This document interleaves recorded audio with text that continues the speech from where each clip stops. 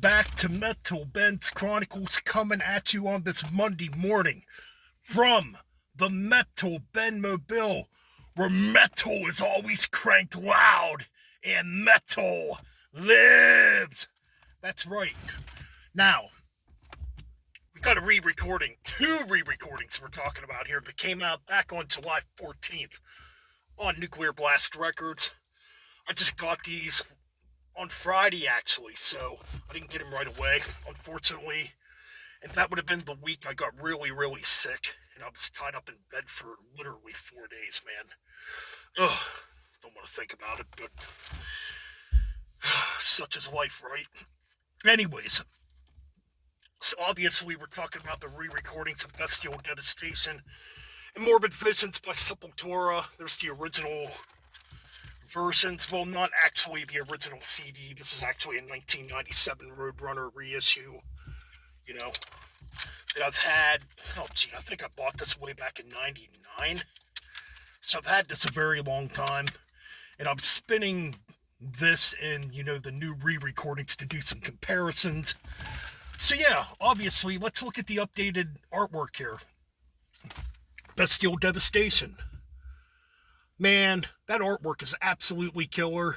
I'm going to see Cavalera at Reverb at the end of the month in September, on September 29th.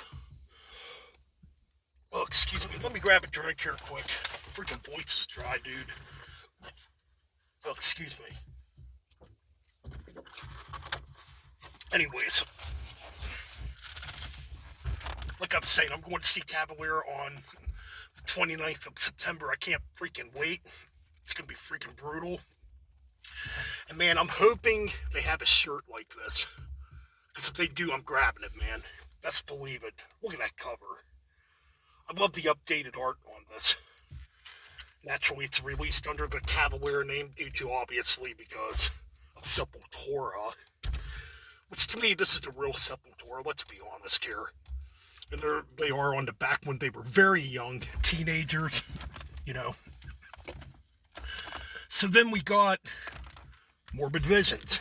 Look at that updated artwork, man. So freaking cool, dude. And there they are today, Max and Igor.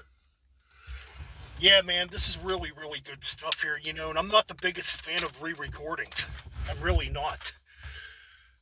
And the first re-recording I can honestly remember listening to and buying way back in 2001 was the re-recording. No, I take that back.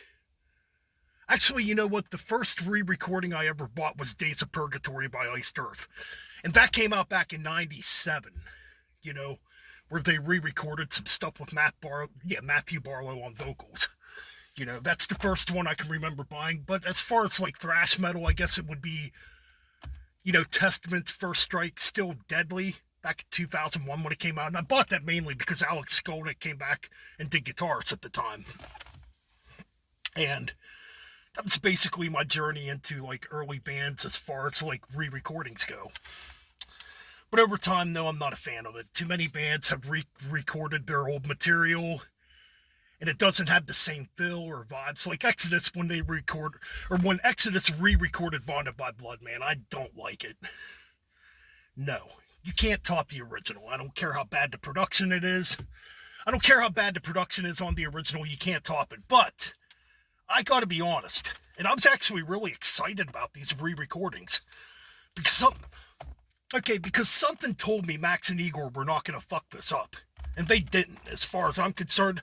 Now, I've seen a couple, reviews on YouTube that seem to have, mixed opinions about it. Like I saw Thralls of Metal's review on it. They gave it a pretty positive review. Seems like Nick and the gang really enjoyed it. But then I think it was Melanie Loves Death Metal did a review of it, and I don't think she was really favorable to it. Or she might have been the one that liked Bestial Devastation and didn't really care for Morbid Visions much, but I can't remember. And I know my friend over at Analog Archives, Dennis, reviewed this too, and I know he wasn't very favorable of the re-recordings.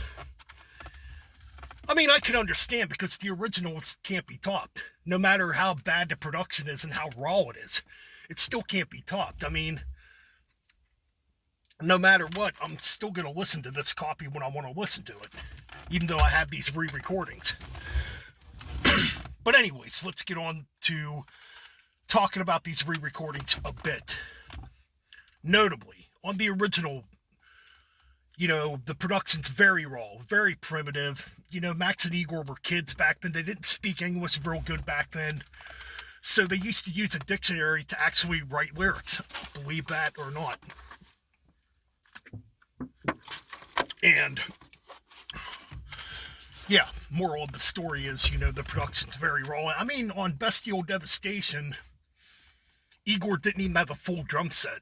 In fact, I don't even think he had a bass drum on Bestial Devastation. It was just like, I'm trying to think, he might have had a couple toms, obviously a snare drum, and I think a couple cymbals. That's it. He didn't even have a full drum kit on that album. So, and it gives it, and I think that's the charm of the original version. It's got that rawness to it and that very cheap, murky, muddy production, And the instruments were not top notch on those recordings.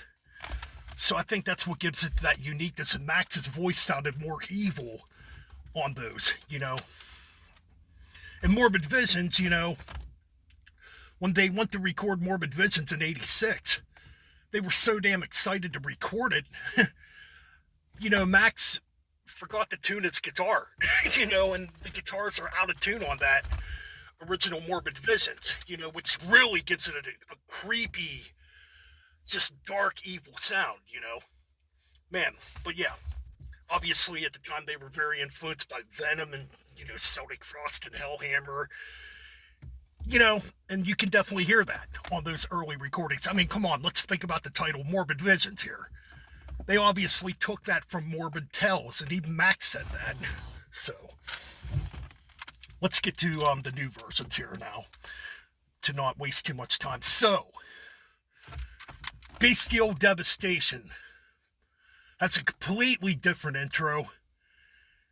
I'll tell you what, man, this thing just sounds like pure pissed off energy. These re-recordings where the original sounded very evil.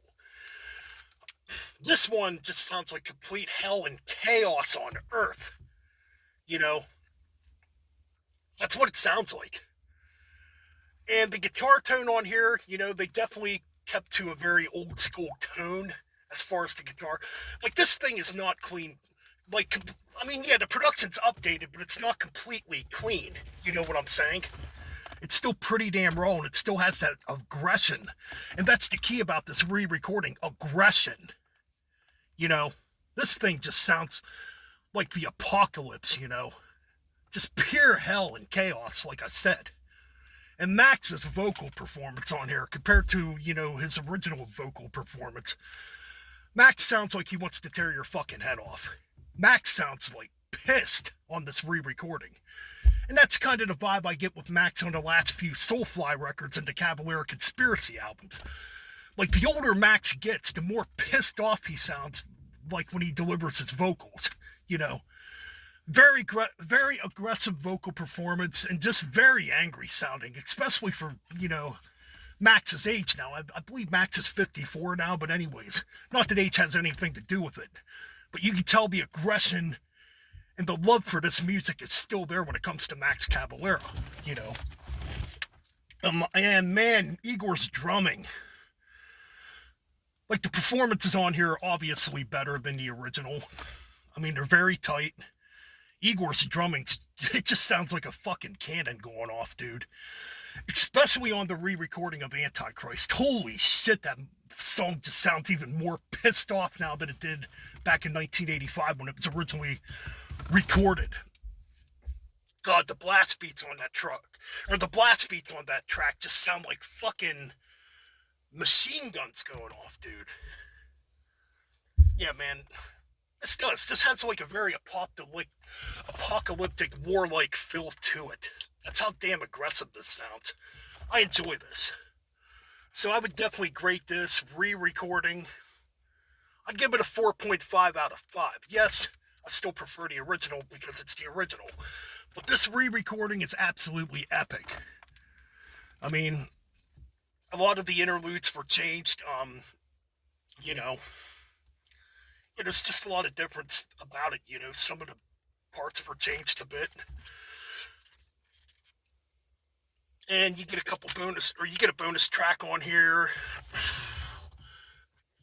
which I'm having a hard time reading at the moment. So bear with me. Let me open up the booklet here.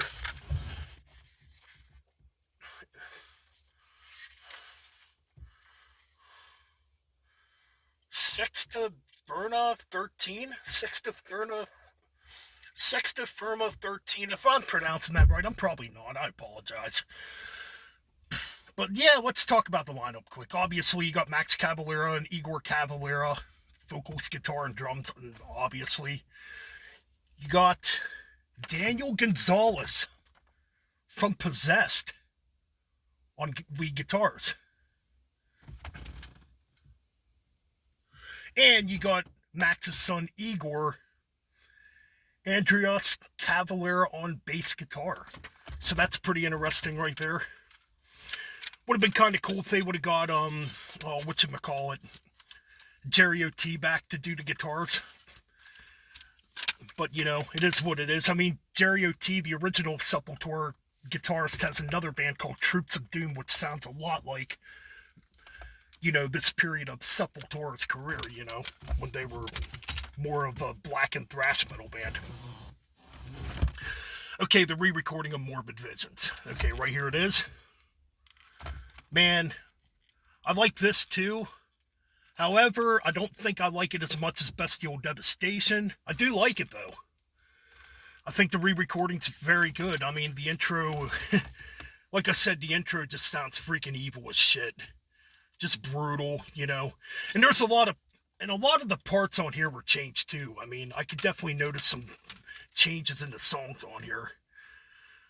Like, I believe it's Mayhem and War kind of sound a little different music-wise. Just a little, I mean, this still has that raw edge. I mean, Troops of Doom still sounds killer, Even though I think I prefer the Schizophrenia re-recording of Troops of Doom still. But this version's pretty damn good, too.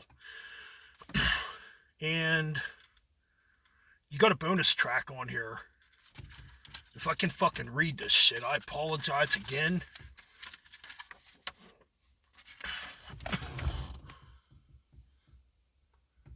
I think it's called Burn the Dead. And apparently it's a leftover track from that period. It's a killer track, man. It's a really killer track. I don't think it's bad. I don't think it's quite as good as anything off of Morbid Visions, but it's pretty damn good. It's got blast beats in it, But this re-recording does sound a lot more aggressive. It definitely sounds pissed off and full of fucking piss and vinegar, man. So I enjoy it, Like I said, this one's a little bit of a step down compared to the Bestial Devastation re-recording, but it's still pretty enjoyable. I would probably give this one a 4 out of 5. That would be my score for this, but you know what? It's still pretty damn cool. Like, I think the highlights on here is obviously the opening track, Morbid Visions. Crucifixion sounds freaking good. Show Me the Wrath is killer. Funeral Rites is pretty damn good. Yeah, man, it's a pretty cool re-recording. I actually really enjoy these. And like I said, I'm not a huge fan of re-recordings. But these were done great, I think. Like I said, Morbid Visions is a tad bit of a step down, but I still really enjoyed it. So yes, that's my review. In my opinions on the Cavalera's re-recording Morbid Visions of Bestial Devastation. You know what? Like, comment, subscribe. Got some more videos coming up. I'm going to do a top 10 black metal. I'm going to do a top 10 video on my favorite black metal albums to react to Jeff's stream he did on Saturday. So I'm going to do that. So yeah, definitely go check out Gas Mask, Hand Grenades. I know the Dreadful Minutes. Rick just did a really good video on this, and he picked out his 10 favorites. He mentioned a lot of good albums. So I can't wait to do that. That video should be coming up by the end of the week. And that's it for now, man. Like, comment, subscribe. And keep it metal and keep on banging those heads.